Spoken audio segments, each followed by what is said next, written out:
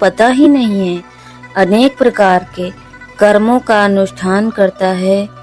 उनमें से समझबूझकर करने वाले पुरुष के कर्म जैसे सफल होते हैं। तो जो शास्त्रों में बताया गया है उन्हीं कर्म को जो अनुष्ठान है वही करना चाहिए, वही सफल होते हैं। और जो शास्त्रों में निषेध है तो वो असफल रहते हैं, वैसे बेसमझ के नहीं। तो भगवान यहाँ पे बता रहे हैं 10वें स्कंद में गोवर्धन लीला में, तो हमें जो शास्त्र में बताए गए हैं वही कर्म और अनुष्ठान करने चाहिए।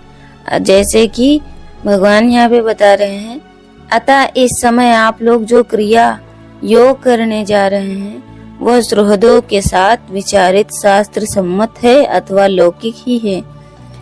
मैं यह सब जानना चाहता हूँ, आप कृपा करके स्पष्ट रूप से बताइए। नंद बाबा ने कहा, बेटा, भगवान इंद्र वर्षा करने वाले हैं, मेघों के स्वामी हैं। ये मेघ उन्हीं के अपने रूप हैं। वे समस्त प्राणियों को तृप्त करने वाला एवं जीवन दान करने वाला जल बरसाते हैं। मेरे प्यारे पुत्र, हम और दूसरे लोग भी उन्हें मेघपति भगवान इंद्र की यज्ञों के द्वारा पूजा किया करते हैं। जिन सामग्रियों से यज्ञ होता है वे भी उनके बरसाए हुए शक्तिशाली जल से ही उत्पन्न होती है। उनका यज्ञ करने के बाद जो कुछ बचा रहता है उसी अन्न से हम सब मनुष्य अर्थ, धर्म और काम रूप की त्रिवर्ग के सिद्धि के लिए अपना जीवन निर्वाह करते हैं। मनुष्यों के लिए खेती आदि प्रयत्नों के फल देने वाले इंद्र ही हैं। यह धर्म हमारी कुल परंपरा से चला आ रहा है।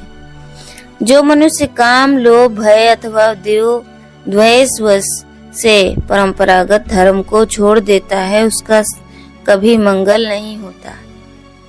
तो हम देख रहे हैं आधुनिक युग में यहाँ पे नंद बाबा भगवान से कह रहे हैं कि जो मनुष्य काम, लोभ, भय अथवा द्वेषवश ऐसे परंपरागत धर्म को छोड़ देता है उसका कभी मंगल नहीं होता। तो इसीलिए इसी संसार में आजकल दुखों में भारी बढ़ोतरी हो रही है, क्योंकि लोग जो परंपरा में आते हैं, धर्म, लोभ, भय मतलब अपने काम, अपनी इच्छा के लिए, और लोभ, लालच के लिए, भय, डर के कारण और थोड़ी जलन के कारण